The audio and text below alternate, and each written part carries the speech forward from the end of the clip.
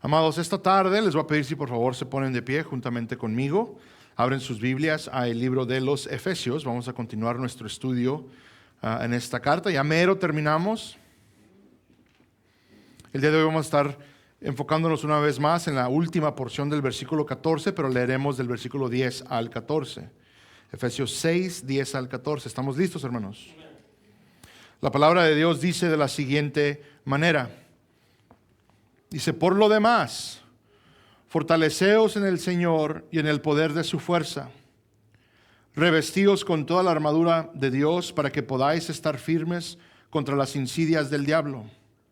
Porque nuestra lucha no es contra sangre y carne, sino contra principados, contra potestades, contra los poderes de este mundo de tinieblas, contra las huestes espirituales de maldad en las regiones celestiales. Por tanto, tomad toda la armadura de Dios, para que podáis resistir en el día malo y habiéndolo hecho todo, estar firmes. Estad pues firmes, ceñida vuestra cintura con la verdad, revestíos con la coraza de la justicia. Les voy a pedir si por favor inclinan sus rostros, cierran sus ojos en reverencia a nuestro Dios Padre. Altísimo Padre, gracias te damos una vez más por este gran privilegio, Señor, de estar aquí reunidos, de poder adorarte, glorificarte, Señor, cantarte, dialogar contigo por medio de la oración, Padre. Hemos venido a este lugar para escuchar de ti por medio de tu palabra, Padre. Gracias que tenemos la Biblia, Señor, accesible. Podemos hojearla, leerla, meditar en ella, Padre. Gracias que se puede proclamar, Señor, libremente en este día. Pedimos, Padre, que por medio de tu palabra, por medio de tu Santo Espíritu, seamos transformados más y más a la semejanza de tu Hijo amado. A ser como Él fue, Señor. A ser, Padre, a seguir detrás de su ejemplo que Él nos dejó aquí en la tierra. Gracias que Él es el Hijo perfecto. Gracias que en Él descansa nuestra alma, Padre. Sé con nosotros y bendice, Señor, este lugar. Prepara mentes, prepara corazones, Señor, para recibir de tu palabra. Que en cada uno de nuestros corazones, Señor, exista esa tierra fértil, Padre, para recibir y producir fruto, Padre. En lo personal, Señor, te pido las fuerzas para poder llevar a cabo esta obra, Señor. Te pido que me ayudes a mantenerme fiel, Padre. Te pido, Señor, que mutuamente nos podamos edificar.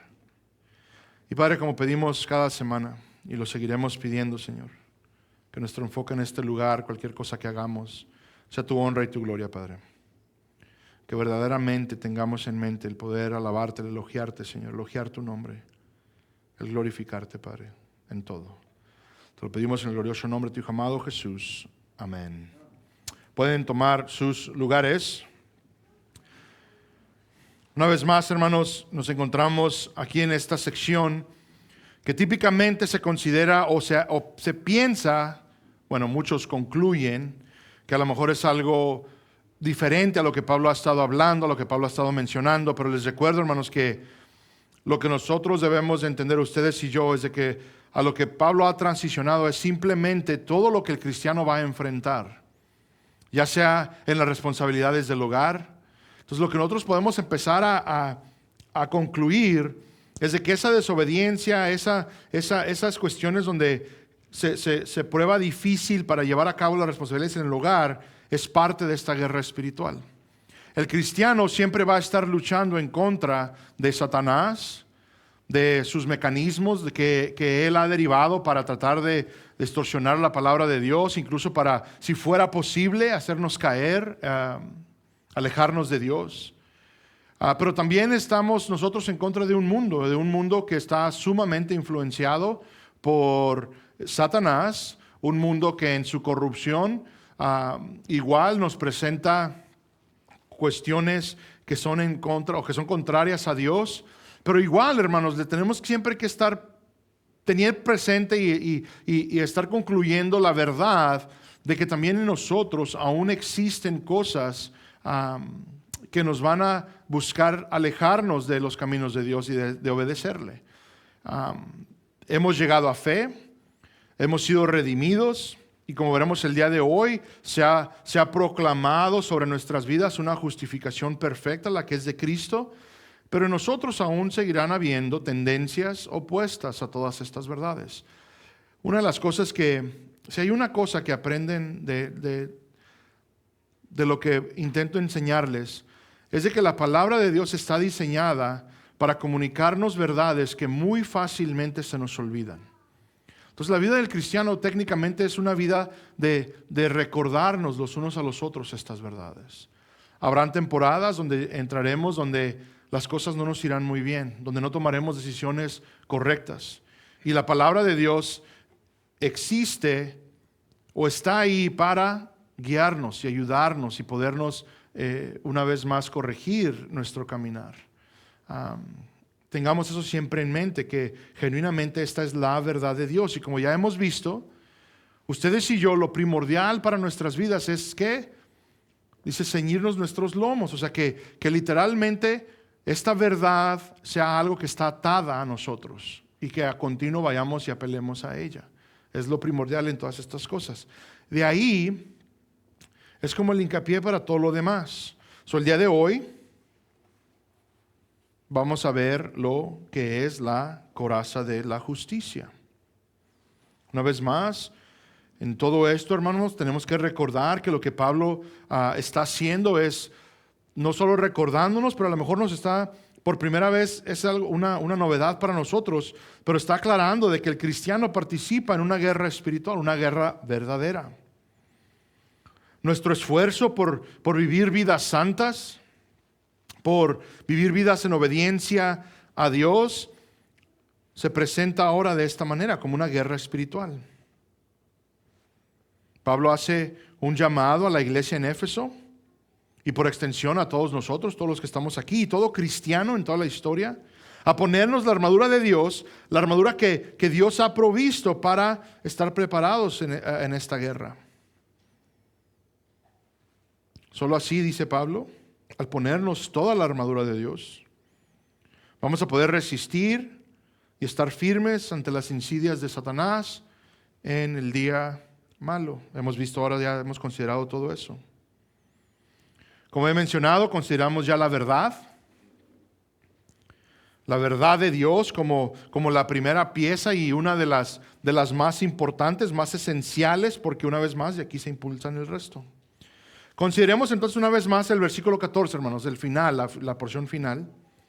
Pablo dice, revestíos con la coraza de la justicia. Ahora, la coraza es aquella que cubre nuestros órganos vitales, los órganos de un soldado. Ahora, hay unos cuantos conceptos que son bastante importantes que ustedes y yo debemos considerar. Primero que nada, acordémonos que Pablo está citando de Isaías. Les leo una vez más la cita. Isaías 59, 14 al 17. Dice, se ha vuelto atrás el derecho y la justicia, dice, permanece lejos, porque ha tropezado en la plaza la verdad y la rectitud no puede entrar. Sí, falta la verdad. Y el que se aparta del mal es hecho presa. Y lo vio el Señor, y desagradó a sus ojos que no hubiera derecho. Vio que no había nadie, y se asombró de que no hubiera quien intercediera. Entonces su brazo le trajo salvación, y su justicia le sostuvo. Se puso la justicia como coraza, y el yelmo de salvación en su cabeza como vestidura. Se puso ropas de venganza, y se envolvió de celo como de un manto. Dios, una vez más, considerando la injusticia, obra para corregir. Isaías 59 nos habla de cómo Dios mismo, con su armadura de guerra, se introduce a la historia humana para proveer justicia y salvación. Ahora, es importante recordar aquí que la armadura de la cual estamos hablando hoy es aquella que Dios provee para nosotros. Ahora, pero también noten conmigo de que habla de revestir. En sí, la palabra en el lenguaje original es que nos pongamos. Dice ponte o vístete de. La idea es de que somos llamados, ustedes y yo, a ponernos esta coraza. Ahora quiero ser claro. aquí habla de vestirnos de justicia. Y poniendo todo lo que hemos visto juntos, debemos todos concluir lo siguiente, ya considerándolo todo. El apóstol Pablo hace un llamado a vestirnos con una justicia externa. ¿A qué me refiero? Esto es que esta justicia no es de nosotros. Esta es de Dios. Ahora, va a ser esto muy importante porque como cristianos tenemos una tendencia de no entender la diferencia. Vamos a regresar a esto, pero ahí guárdenselo. El llamado es a revestirnos de una justicia no propia, una externa. Consideremos entonces la justicia. ¿De qué está hablando? ¿Qué significa? Aquí vamos a repasar cosas fundamentales, cosas esenciales, cosas que son absolutamente necesarias en el entendimiento de las cuestiones de la fe. Aquí necesitamos ver el panorama bíblico entero, porque nos será muy importante para entender el punto y cómo lo aplicamos específicamente ustedes y yo para nuestras vidas el día de hoy. Hermanos, la justicia bíblicamente se define como una aprobación judicial. El ser aprobado judicialmente, específicamente porque los requisitos que se presentaron han sido cumplidos. Si queremos ser un poquito más específicos, habla de perfección en los caminos de Dios. Libre de transgresión o falla. Hermanos, el estándar de Dios, como lo presenta la Biblia, es la perfección. Dios demanda de ustedes y de mí, para que nosotros podamos ser justos, Él demanda perfección. Una de las cosas que el mundo conoce muy bien, lo he escuchado varias veces, la siguiente frase: pero nadie es perfecto. Absolutamente.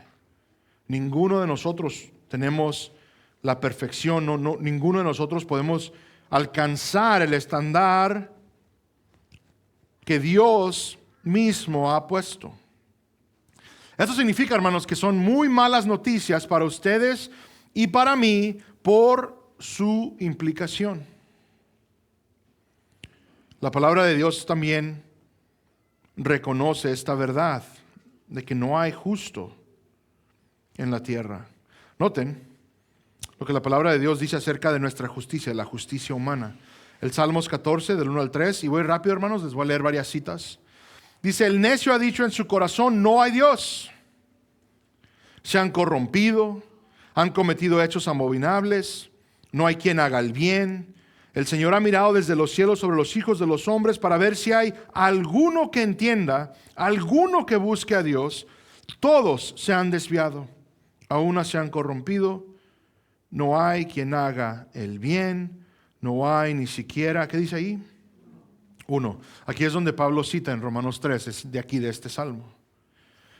Dice que Dios busca en toda la tierra para ver si hay alguien.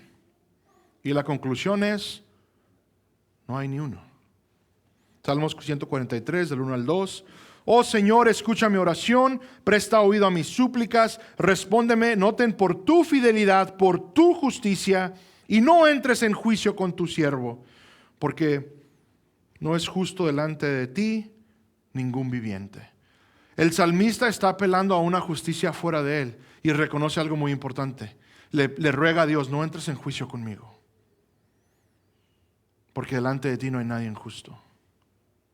Delante de ti nadie se para en justicia. Diciendo el salmista: si tú entras en este juicio conmigo, basado en mi justicia, nadie puede estar de pie. En Eclesiastés 7, versículo 20, uno que nosotros debemos de tener grabado, hermanos. Dice: ciertamente no hay hombre justo en la tierra que haga el bien. ¿Y qué dice ahí, hermanos? Y nunca peque. Nosotros no debemos tener ninguna duda de esta verdad, de que no hay persona justa, de que no hay quien haga el bien, de que no existe una persona en la tierra que nunca haya pecado. Muchas veces nosotros empezamos a tratar de justificar ciertas personas. Vemos a personas que tal vez nos aparentan buenas a nuestro estándar. Mira, pero es que tiene un corazón bueno. Mira su nobleza, mira todo lo que hace por los demás. Mira su sacrificio por los demás. Ciertamente el Señor no juzgará a tal persona, pero la Biblia ya lo ha hecho. La Biblia ya ha hablado, la Biblia ya nos ha presentado la verdad de que no hay ni un justo. Tal vez para ustedes y para mí, esta persona está en un estándar muy alto, pero no alcanza el estándar de Dios. Hay una pregunta que plaga a todo ser humano, es de suma importancia y es Job quien la hace. Este es un versículo que yo uso bastante cuando salgo a evangelizar, porque genuinamente es la pregunta más importante de todas. La última porción, Job 9:2, Job hace esta pregunta: ¿cómo puede un hombre ser justo delante de Dios? Ahora, si ustedes siguen leyendo Job, llegarán hasta el capítulo 24, si no me equivoco, porque habrá un diálogo entre Dios y Job, un pleito más que nada. Y eventualmente Job hace esta misma pregunta, pero ya entendiendo la respuesta. Y ahora presenta la pregunta de la siguiente manera: que verdaderamente no hay nadie que pueda estar rectamente delante de Dios. No existe. La triste realidad, hermanos, es que el hombre por sí solo no puede ser justo delante de Dios. Aún así, somos tercos en intentarlo. Aún así, adoptamos ideas del mundo de que si simplemente soy lo suficientemente bueno, todo estará bien en el día final. Y hermanos, incluso por estas cuestiones son muy importantes, porque entiendo que son básicas, entiendo que son fundamentales, entiendo que son cosas que escuchamos a diario, tal vez en la iglesia. Pertenecemos a iglesias bíblicas donde se nos predica y se nos dice y se nos recuerda, pero tenemos la tendencia de evaluar nuestras vidas basado en nuestra propia justicia. Seguimos cayendo en esa misma trampa. Desde el Edén, desde la creación del hombre, el hombre ha buscado cómo presentarse de manera aceptable delante de Dios. Y hemos maquinado varias cosas.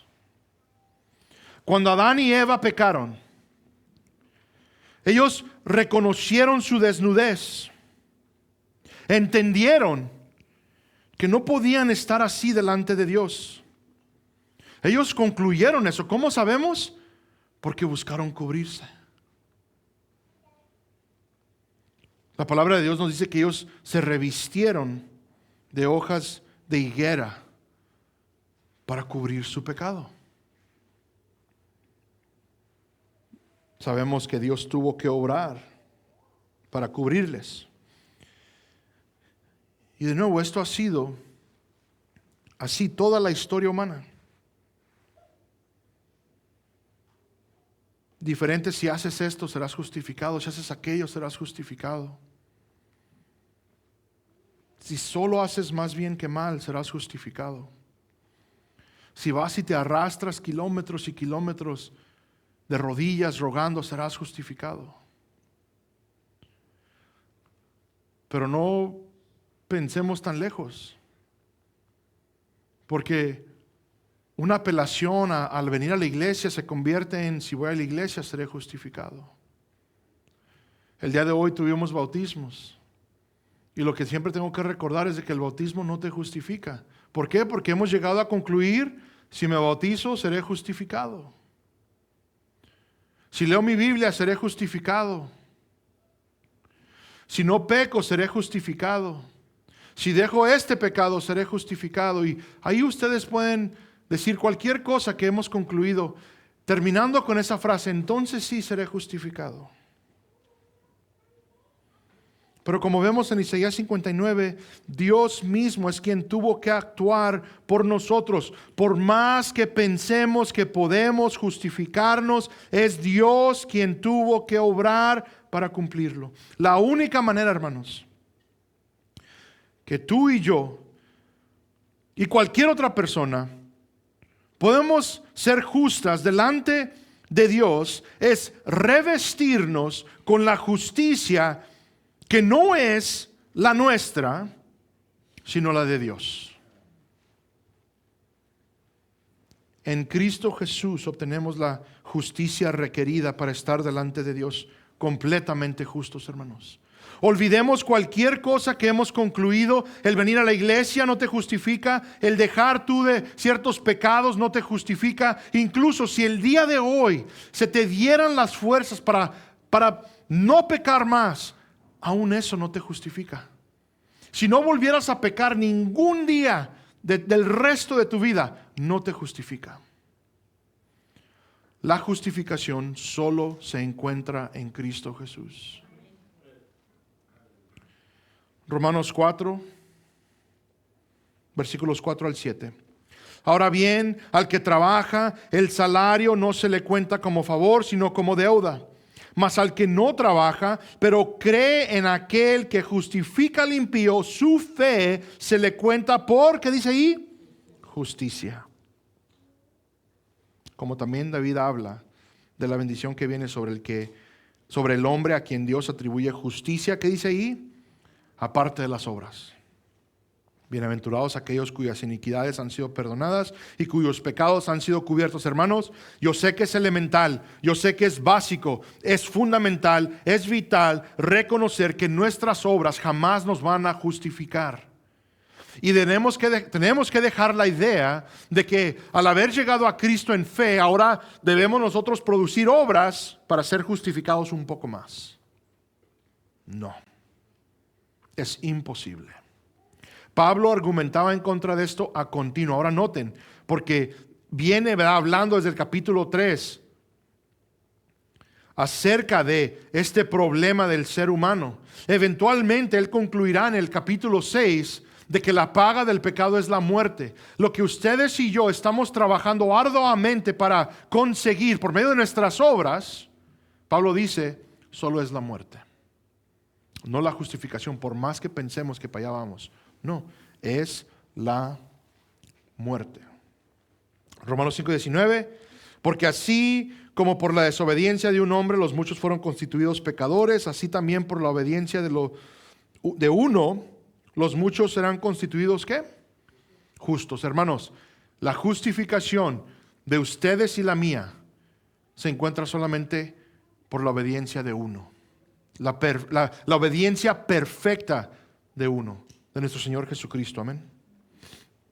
Y 2 Corintios 5:21, al que no conoció pecado, le hizo pecado por nosotros para que fuéramos hechos, ¿qué dice ahí, hermanos? Justicia de Dios en él. Lo que en la teología, típicamente se nombra como el glorioso intercambio.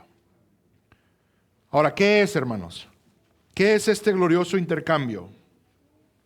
Bueno, ¿por qué glorioso? Bueno, notemos. Todo pecado, toda desobediencia. Si tuviéramos nosotros la capacidad mental y la memoria que convenientemente no tenemos para recordar todo el mal que hemos hecho en todas nuestras vidas.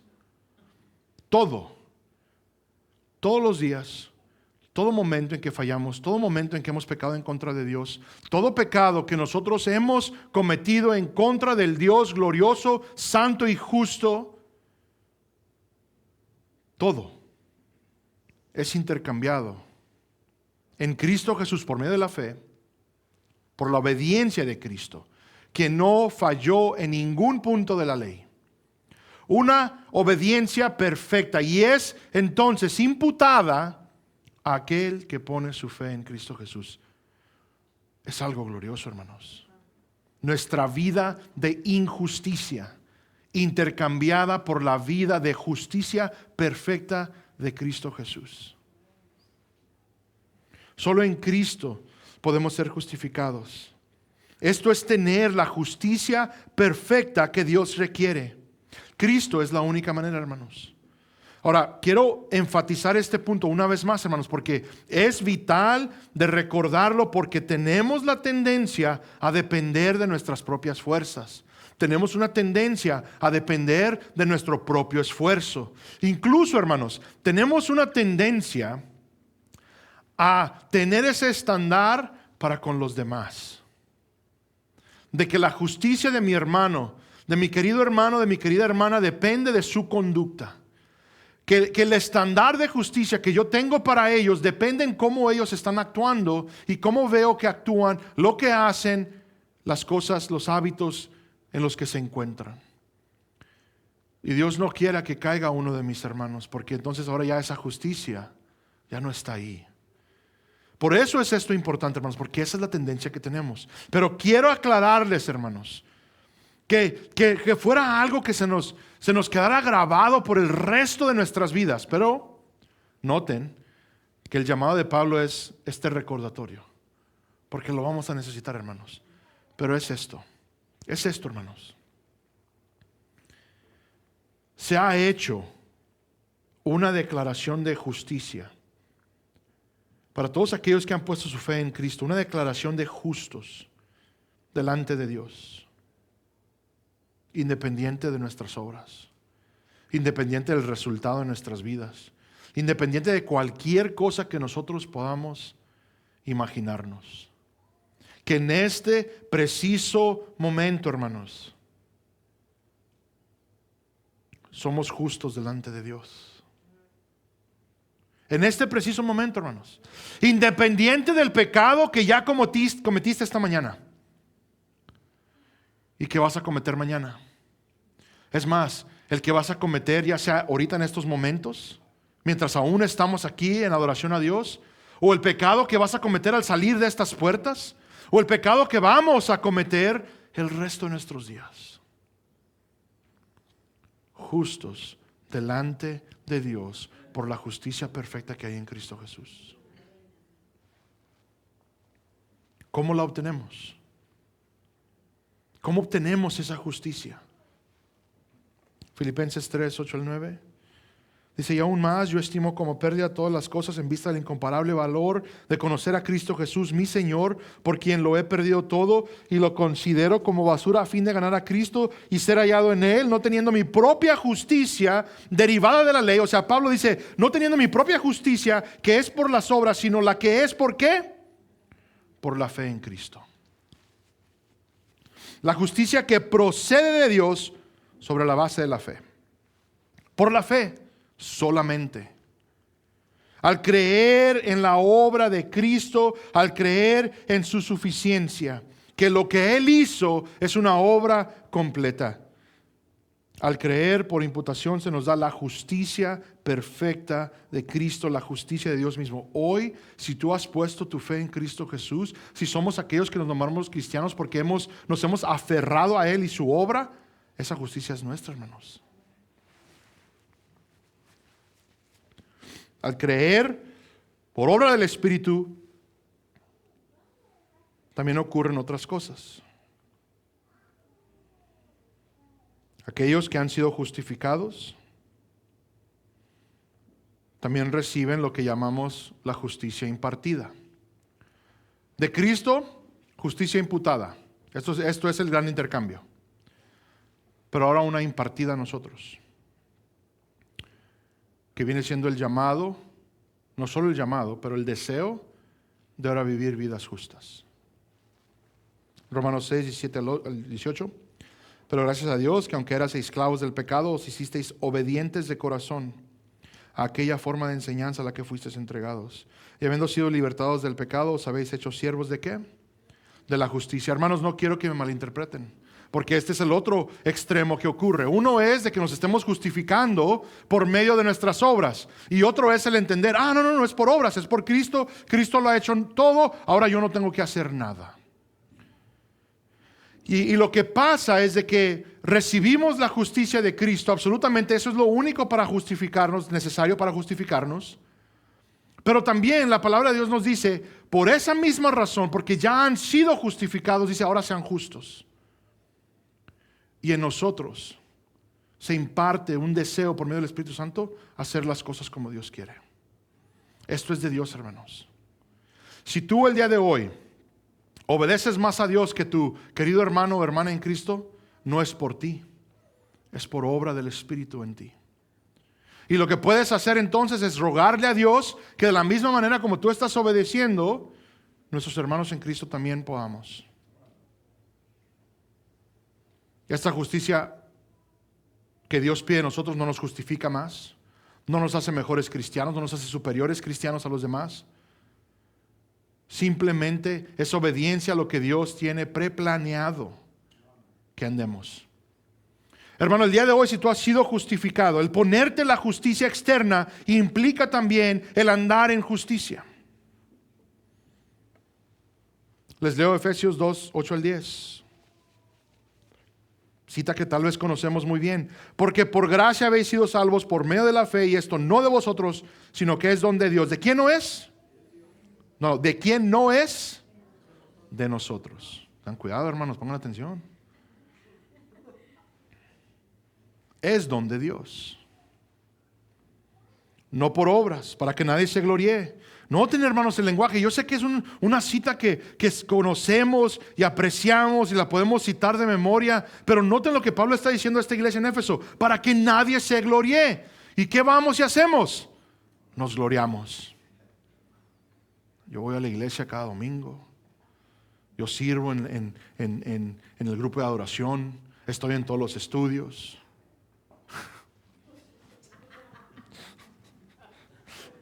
Porque somos hechura suya, creados en Cristo Jesús para hacer buenas obras. ¿Para hacer qué, hermanos? ¿Para hacer qué, hermanos? Las cuales Dios preparó de antemano, ¿para qué? Anduviéramos en ellas.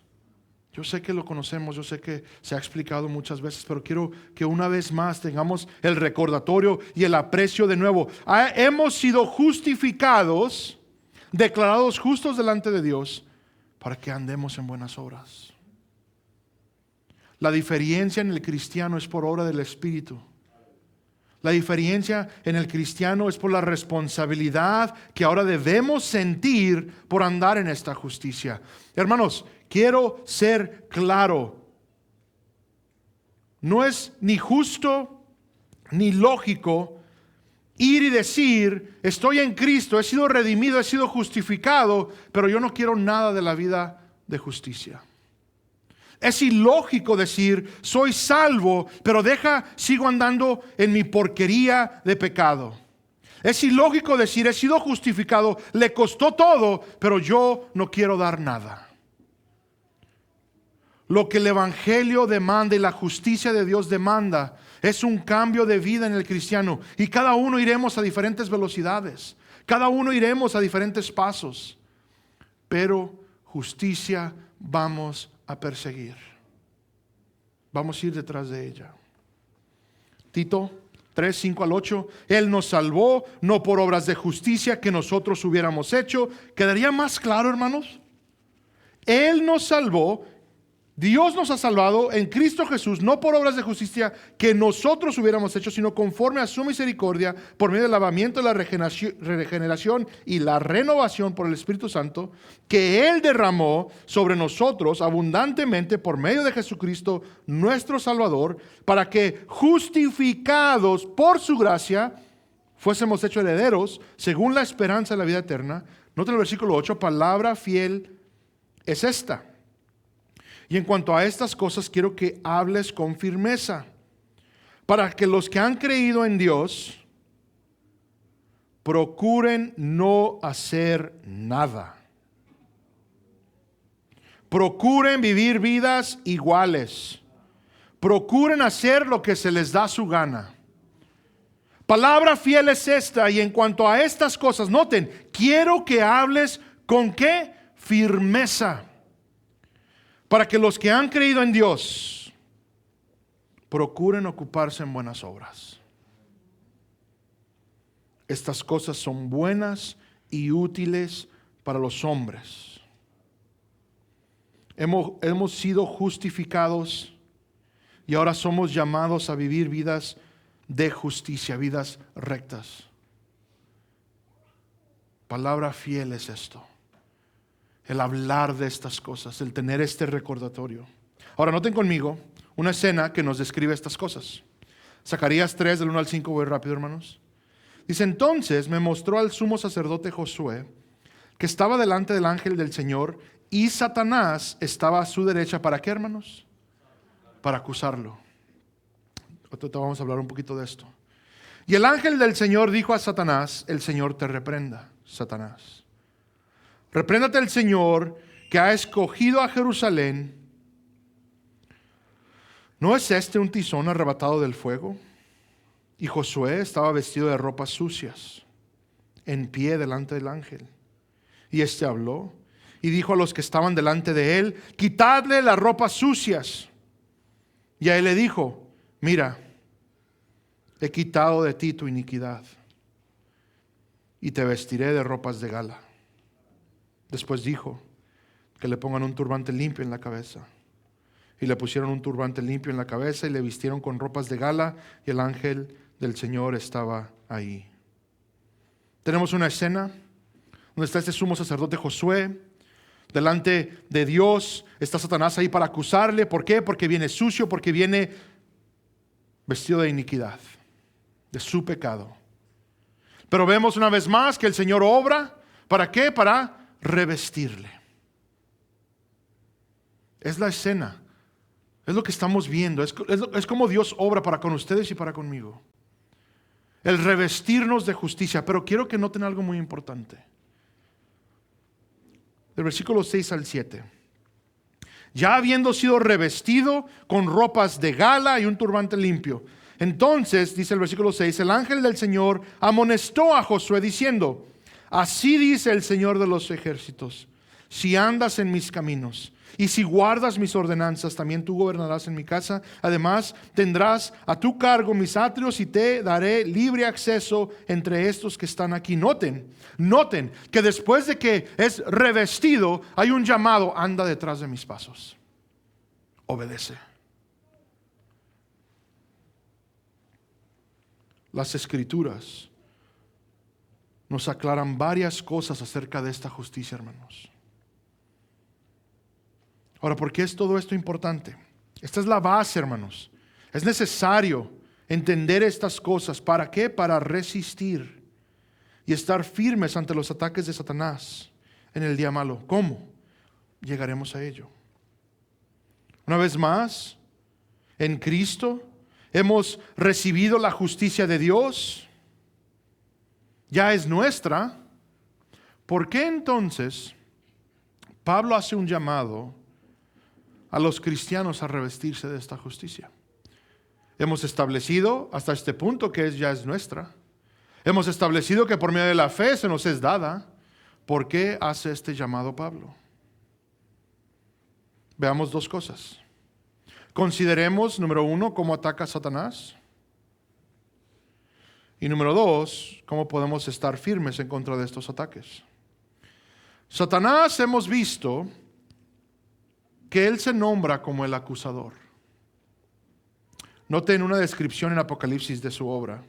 Apocalipsis 12:10, tal vez conocen la cita. Dice: y oí una gran voz en el cielo que decía: ahora ha venido la salvación, el poder y el reino de nuestro Dios, a la autoridad de su Cristo, porque el acusador de nuestros hermanos, noten, el que los acusa delante de nuestro Dios día y noche,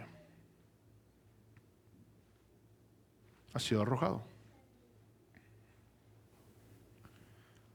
Satanás dice, acusa a los hermanos día y noche. Acusa por nuestros errores, por nuestras fallas. Todo pecado que cometemos, ahí está Satanás acusando.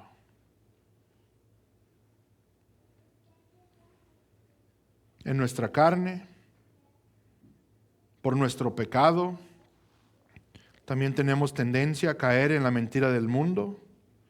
Una vez más, esto es que podemos hacer el bien suficiente para equilibrar ahí un poco la balanza. Como cristianos tenemos esta tendencia, creemos en Cristo, creemos en su justicia, pero después caemos en esa trampa de la que ya hemos hablado, de que mi justicia personal obra al par de la justicia de Cristo. Sin menos pensarlo, hermanos, concluimos que esto asegura nuestro lugar en el cielo. Incluso, como ya mencioné, fallar en esto es dudar la salvación de una persona. Dudar si nuestro lugar está ahí reservado en primer lugar. Las obras que llegan a ser nuestra seguridad y nuestra garantía, en vez de las promesas de Dios. Cuando fallamos, ahí están las fuerzas del maligno acusándonos. Nosotros comenzamos a caer en la trampa de creerle y dudar de Dios. Y Pablo dice, no, así no. Pablo dice, revístanse con la justicia de Cristo. Recordémonos constantemente que es la justicia de Cristo en donde encontramos nuestra esperanza. Hermanos, es por su justicia que ustedes y yo estamos bien. Es por su justicia que ustedes y yo estamos seguros. Cuando fallamos, es entonces correr a Él en arrepentimiento, en fe, entendiendo desesperadamente que solo estamos bien con Dios por la justicia de Cristo. Esto es una lucha, mis queridos hermanos. Espero reconozcamos las tendencias que traemos porque Satanás las conoce muy bien. Sabemos que la justicia personal no justifica, pero también sabemos ahora que por ser justificados, ahora tenemos un llamado a la justicia personal. En 1 de Pedro 1, 14 al 16, una vez más les leo, como hijos obedientes, no os conformáis a los deseos que antes tenáis en vuestra ignorancia, sino que así como aquel que os llamó es santo, así también sed vosotros santos en toda vuestra manera de vivir, porque escrito está, sed santos porque yo soy santo. Hay un llamado a ser santo. Satanás conoce muy bien ese llamado. Fallamos y ahí está ese pensamiento que hemos fallado, que no soy santo como Él es santo, que he pecado en contra del Santo de Israel. Eso es lo que ahí queda. Bueno, ¿cómo aplicamos toda esta verdad en este contexto de la guerra espiritual en la que nos encontramos todos? Una vez más, hermanos, la respuesta es simple, pero se nos complica y hay cosas paralelas que debemos aceptar. En términos simples, hermanos, cuando pecamos, Satanás busca acusarnos, ¿de acuerdo? Pero recordemos esto claramente. En Cristo, por medio de la fe, esas acusaciones ya no tienen poder para condenarnos. ¿Estamos de acuerdo? Y aún así, Pablo le ha dicho a la iglesia en Éfeso, no deis lugar al diablo. Un llamado a vivir vidas de justicia. Entiendo que esto es muy difícil, pero no significa que no luchamos.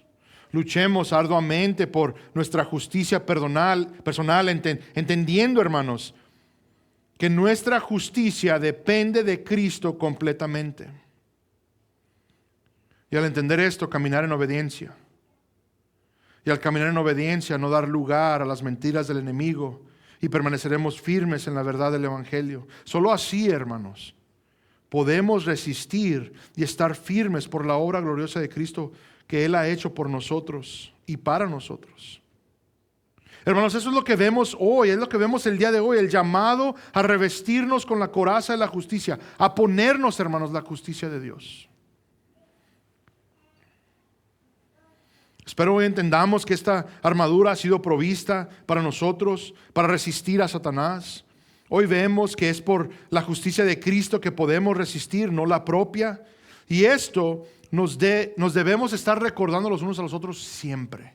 El problema del cristiano es de que a pesar de que esa justicia ahora es nuestra, se nos olvida y caemos en las trampas que hemos mencionado, las trampas de Satanás, de sentir esa culpabilidad. Ahora, ¿por qué? ¿Por qué es esto importante reconocer todo esto? Satanás y sus huestes vendrán. El mundo, hermanos, vendrá. Incluso nuestra carne, que es débil, fallará. A pesar de tener la justicia perfecta de Cristo, a pesar de que tenemos el llamado a ser justos, a ser santos, a que nos debemos esforzar en estas cosas, aún así vamos a fallar, vamos a pecar. Y ahí, en ese momento, estarán las insidias de Satanás, sus acusaciones presentes. Ahí estarán. Y tal vez lo hemos experimentado. Producirán en nosotros culpa después de pecar, culpa que busca condenar, que busca dudar de nuestra salvación. Producirán o no en nosotros esas comparaciones que les he mencionado. Comparaciones con otros creyentes.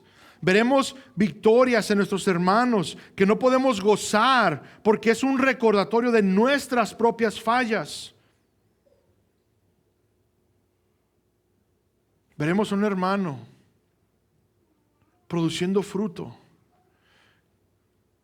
y crea en nosotros un recordatorio de que yo no estoy así. Por nuestro pecado, por nuestras fallas. Estas son las cuestiones que empieza a producir el ataque de Satanás. Peor aún es cuando vemos fallas en nuestros hermanos y en vez de buscar restaurar, somos aquellos que entonces somos los que estamos juzgando y condenando. Lo que produce en nosotros es un distorsionar de la verdad de Dios, de que por Cristo y su obra ya somos justos. De que todo pecado ha sido perdonado en Cristo Jesús. De que nuestra salvación depende completamente de la obra de Cristo. Y no si nosotros somos fieles o no. Y al recordar todo esto entonces, al predicarnos a nosotros mismos estas verdades, para recordarlas, buscar entonces rechazar el pecado, caminar en obediencia, reiniciar nuestros esfuerzos en justicia. Y hermanos, así será el resto de nuestros días. Este va a ser el ciclo, hermanos. Lo hemos experimentado todos. Gozo en la salvación de Cristo. Pecado, duda, culpabilidad, condenación, cuestionar si en verdad somos salvos. Pero el recordar una vez más que en Cristo somos justos. Una vez más tener el gozo. Y otra vez caer en pecado.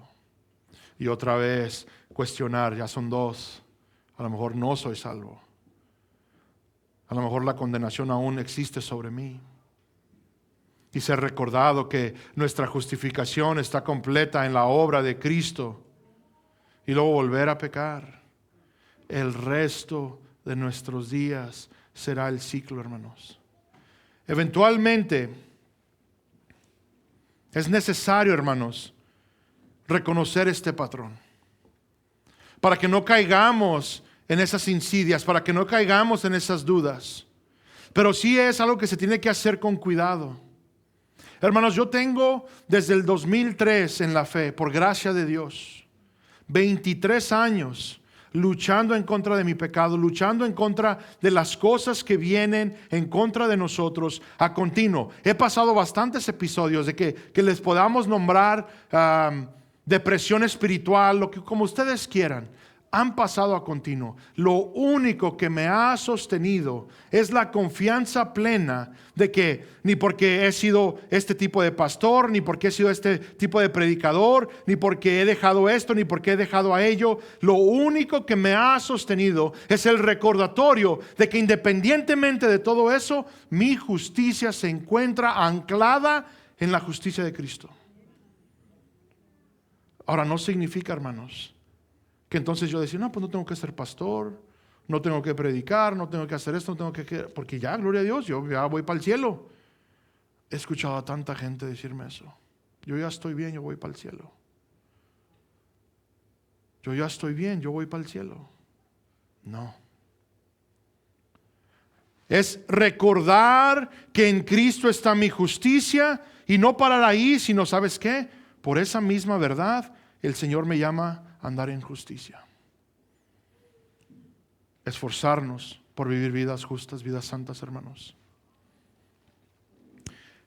Esforzarnos por dejar el pecado, luchar, odiar el simple hecho de que continuamos pecando, continuamos fallando, continuamos lastimando a nuestros hermanos, a nuestros seres queridos, pecando en contra de ellos, pecando en contra de Dios, pero descansar de que en Cristo Jesús y su justicia